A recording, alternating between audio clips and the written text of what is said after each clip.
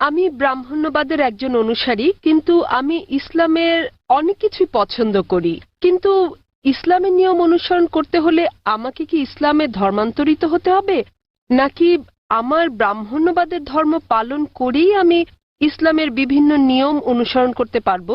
Sir, আমি আপনার অনেক বক্তৃতাই দেখেছি, যেমন ইসলাম ও হিন্দু ধর্মের মধ্যে সাদৃশ্য এবং আরো অনেকগুলো। আপনার বক্তৃতা আমি খুবই পছন্দ করি। বোন খুব সুন্দর একটা প্রশ্ন করলেন। তিনি বললেন যে তিনি ব্রাহ্মণিজমের একজন একনিষ্ঠ অনুসারী, কিন্তু তিনি ইসলামের বিভিন্ন বিষয় পছন্দ করেন। তার প্রশ্ন হচ্ছে যে তিনি কি ইসলামের এই সব বিষয় অনুসরণ করতে পারেন এবং একই সাথে তারা ব্রাহ্মণিজম চর্চা করতে পারেন। তিনি আমার অনেক লেকচার দেখেছেন এবং অনেকটা পছন্দ করেন। বোন, প্রথমে আপনাকে বলি যে ইসলাম বা মুসলমান হওয়া কোনো উপাধি নয়। ইসলাম আবিধানিকভাবে বোঝায় শান্তি, যা পাওয়া যায় নিজেকে আল্লাহর কাছে সমর্পণ করে। তাই যে কোনো মানুষ যদি সে তার ইচ্ছা অনিচ্ছাকে আল্লাহর কাছে সমর্পণ করে তাহলে সে একজন মুসলিম। শুধুমাত্র মোহাম্মদ, জাকির, আবদুল্লাহ, সুলতান, শাকির নাম হলে মুসলমান হওয়া যায় না, বা ফাতিমা, আয়েশা, এইসব নামগুলো আপনাকে মুসলিম বানাবে না। মুসলমান মানে যে তার ইচ্ছা অনিচ্ছাকে আল্লাহর কাছে সমর্পণ করে। তো প্রথমেই খুঁজে বের করতে হবে আপনাকে মহান আল্লাহর আদেশ কি। বোন বলেছেন যে তিনি ব্রাহ্মণিজমের একজন একনিষ্ঠ অনুসারী এবং তিনি ইসলামেরও বিভিন্ন বিষয় পছন্দ করেন। আর তিনি আমার অনেক টেপ, অনেক বক্তৃতা দেখেছেন যার মধ্যে ইসলাম ও হিন্দুইজমের সাদৃশ্য আছে। যদি এটা দেখে থাকেন তাহলে উত্তর দেওয়াটা আমার জন্য সহজ হবে, আপনার পক্ষে বোঝাটাও সুবিধা হবে। আপনি যদি দেখে থাকেন আমার হিন্দুইজম ইসলামের সাদৃশ্য নিয়ে বক্তৃতা, যেটা আমি বোধহয় প্রথম শান্তি সম্মেলন চেন্নাইয়ে দিয়েছিলাম, ইসলাম ও হিন্দু ধর্মের মধ্যে সাদৃশ্য। বোন, আপনি যদি ভেবে দেখেন, এমনকি যদি হিন্দু ধর্মের বইগুলোও পড়ে থাকেন, হিন্দু ধর্মগ্রন্থগুলো বলে যে নিজের ইচ্ছাকে ঈশ্বরের কাছে সমর্পণ করবেন। কিন্তু আমি যেটা বললাম যে সময়ের সাথে সাথে পূর্বের সকল ধর্মগ্রন্থ আগের মতো অবিকৃত অবস্থায় নেই। সেগুলো বিকৃতি এসেছে, জালিয়াতি হয়েছে, দুর্নীতি ঘটেছে। বেশিরভাগ পণ্ডিতগণই এই ধর্মগুলোর বিষয়ে, হোক সেটা হিন্দুইজম অথবা হোক খ্রিস্টানিজম অথবা ইহুদি ধর্ম, তারা একমত যে তাদের ধর্মগ্রন্থগুলো অবিকৃত রূপে সংরক্ষিত নেই। আর আপনি যদি আমার বক্তৃতা শুনে থাকেন, আমি শুরুতে যা বলেছিলাম, মহাভারত একটা গল্প যা অর্জুনের পিতামহ কর্তৃক বর্ণিত। এতে আছে ৮,০০০ শ্লোক। এরপর সময়ের সাথে সাথে পরিবর্তিত হতে হতে এতে চলে এলো ২৪,০০০ শ্লোক। এখন এর মধ্যে আছে ১,০০,০০০ বেশি শ্লোক। এটি কার কথা? মহাভারতের পণ্ডিতগণের। তো সময়ের সাথে সাথে সেগুলোতে হস্তক্ষেপ হয়েছে, তথ্য বিকৃতি ঘটেছে, কিন্তু তা সত্ত্বেও এরকম পরিবর্তনের পরও সবগুলো ধর্মগ্রন্থেই সর্বশক্তিমান ঈশ্বরের বাণী অবশিষ্ট রয়েছে। এবং আপনি যদি আমার বক্তৃতা শুনে থাকেন, সকল ধর্মের মূল কথা হচ্ছে সর্বশক্তিমান ঈশ্বর একজনই। তার কোনো মূর্তি নেই, তার কোনো ছবি নেই। সবগুলো ধর্মই বলে থাকে ঈশ্বর একজনই। আপনি হয়তো শুনেছেন আমার লেকচারে আমি বলেছিলাম বিভিন্ন জায়গায়, যেমন ছান্দোক্য উপনিষদে অধ্যায় নম্বর ৬ অনুচ্ছেদ নম্বর ২ শ্লোক ১, মহান ঈশ্বর এক, অদ্বিতীয়। এবং শ্বেতাবতার উপনিষদ অধ্যায় নম্বর ৪ শ্লোক নম্বর ১৯ এবং যজুর্বেদ অধ্যায় ৩২ শ্লোক ৩ বলা আছে, মহান ঈশ্বরের কোনো প্রতিমা নেই, তার কোনো ছবি নেই। প্রতিমা মানে হচ্ছে মূর্তি, ফটোগ্রাফ, রেখাচিত্র, ছবি, ভাস্কর্য, মূর্তি, পুতুল।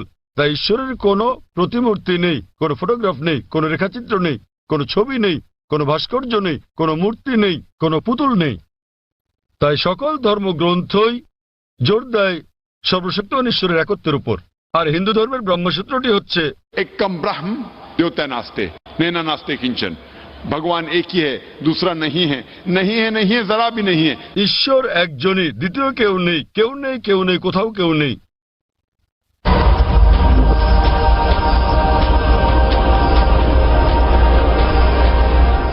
এবার আসি মূল প্রশ্নে, যা হলো একজন কট্টর ব্রাহ্মণ হয়েও আপনি ইসলামের শিক্ষা অনুসরণ করতে পারবেন কিনা।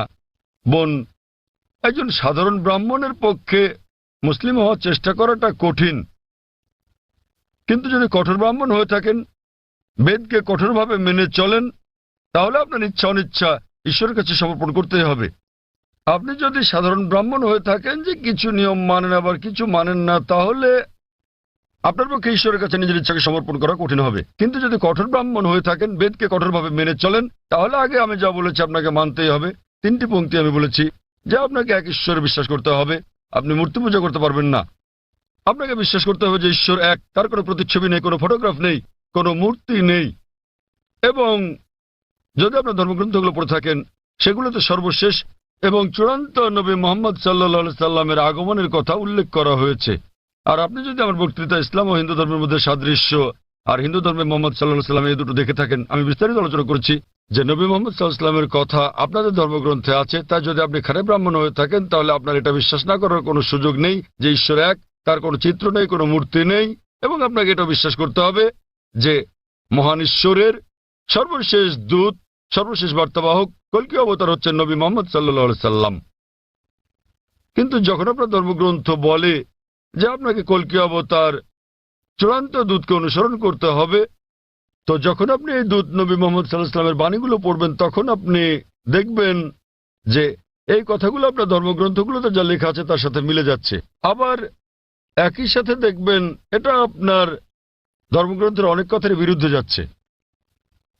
তো এখন আমরা মনে করি যে কোরআন সর্বশক্তিমান আল্লাহর শেষ ও চূড়ান্ত নির্দেশনা, যা নাজিল করা হয়েছিল সর্বশেষ ও চূড়ান্ত নবী মোহাম্মদ সাল্লাল্লাহু আলাইহি সাল্লামের উপরে। এই কোরআন হলো ফোরকান, এটা হলো ন্যায় এবং অন্যায়ের পার্থক্যকারী। তাই কোরআনের সাথে যা যা মিলে যায়, সেটা যদি বাইবেলে উল্লেখ থাকে অথবা থাকে বেদে অথবা মহাভারতে অথবা রামায়ণে, নিশ্চিতভাবে আপনি ধরে নিতে পারেন যে তা হয়েছে সর্বশক্তিমান ঈশ্বরের ইচ্ছা ও আদেশ অনুসারেই। যদি সেটা বিরুদ্ধে যায়, আপনাকে মানতে হবে যে এটা হচ্ছে সর্বশক্তিমান ঈশ্বরের ইচ্ছা ও আদেশের বিপরীত। তাই আপনি যদি একনিষ্ঠ ব্রাহ্মণ হন, ব্রাহ্মণিজম চর্চা করে থাকেন, আপনাকে এক ঈশ্বরে বিশ্বাস করতে হবে, মূর্তি পূজার বিরোধিতা করতে হবে। আর আপনি যদি আমার সেই বক্তৃতা ইসলাম ও হিন্দু ধর্মের সাদৃশ্য শুনে থাকেন, সেখানে যা বলা হয়েছে আপনি যদি কমপক্ষে ইনশাআল্লাহ এগুলো আপনাকে জান্নাতে নেওয়ার জন্য যথেষ্ট হবে ইনশাআল্লাহ।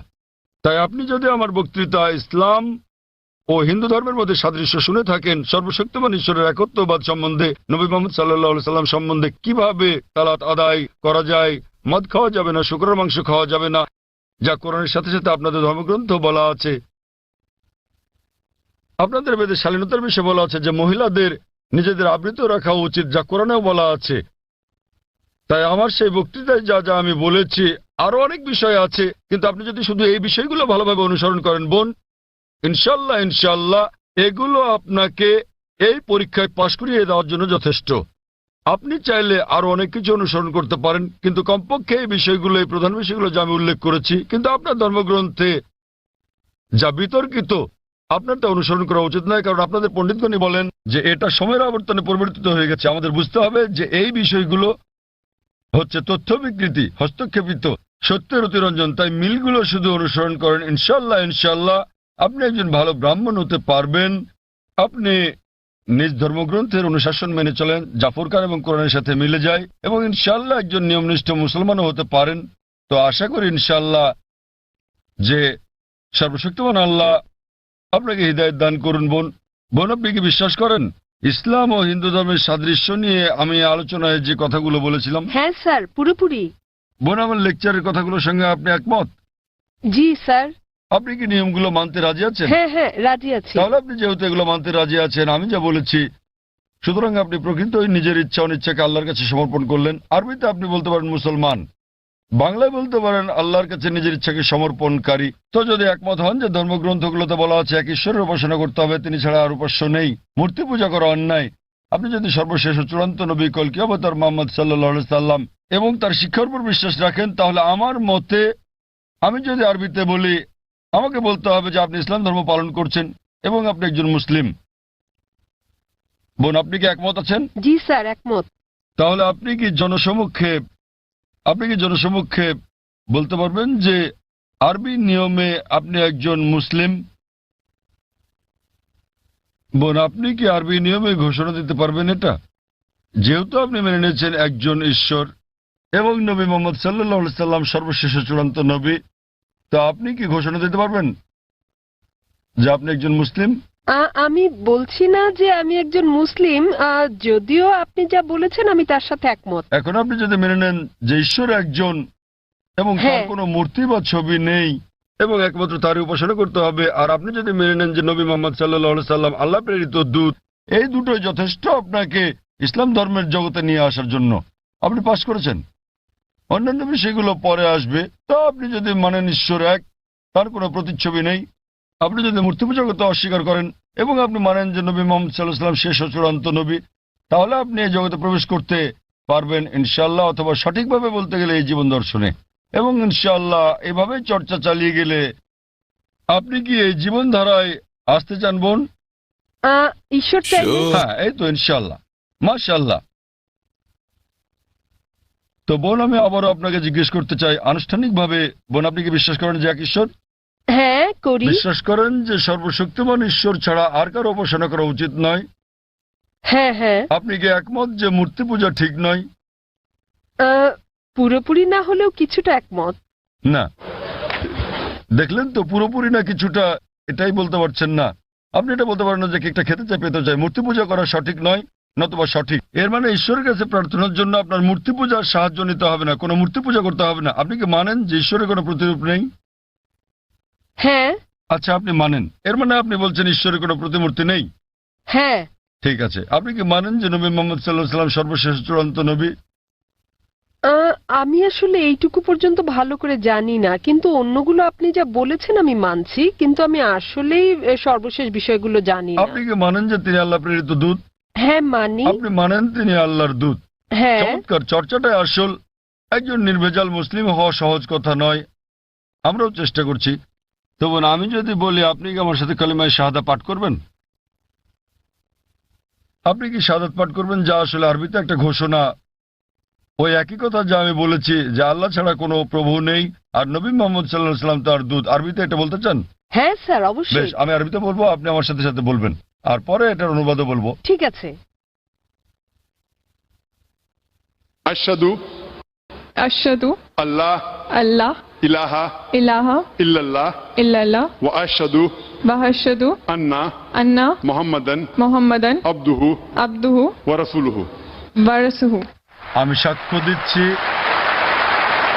আমি সাক্ষ্য দিচ্ছি আমি সাক্ষ্য দিচ্ছি যে যে কোনো উপাস্য নেই কোনো উপাস্য নেই আল্লাহ ছাড়া, আল্লাহ ছাড়া, আর আমি সাক্ষ্য দিচ্ছি আর আমি সাক্ষ্য দিচ্ছি যে নবী মোহাম্মদ সাল্লাল্লাহু আলাইহি যে সাল্লাম নবী মোহাম্মদ সাল্লাল্লাহু আলাইহি হলেন সাল্লাম হলেন আল্লাহর আল্লাহর বান্দা এবং রাসূল।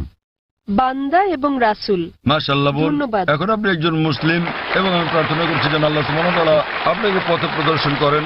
আর আমি চাই যে ইনশাআল্লাহ সকল ভাই বোনেরা যখনই কেউ ইসলাম গ্রহণ করবেন, আপনারা তাকে জ্ঞানের দিক থেকে সাহায্য করবেন, এভাবে আপনারা সমাজ সেবা করতে পারেন। বোন, আপনার কাছে একটা অনুরোধ আমার, যে ইনশাআল্লাহ আপনি কোরআন অনুবাদ সহ পড়বেন, এমনকি যদি আগেও পড়ে থাকেন তবুও, এবং নির্দেশনাগুলো মেনে চলবেন, এবং ইনশাআল্লাহ আপনি তখন আল্লাহর কাছে নিজের ইচ্ছা সমর্পণকারী একজন নিষ্ঠাবান মানুষ হতে পারবেন, আর আমাদের জন্য দোয়া করবেন।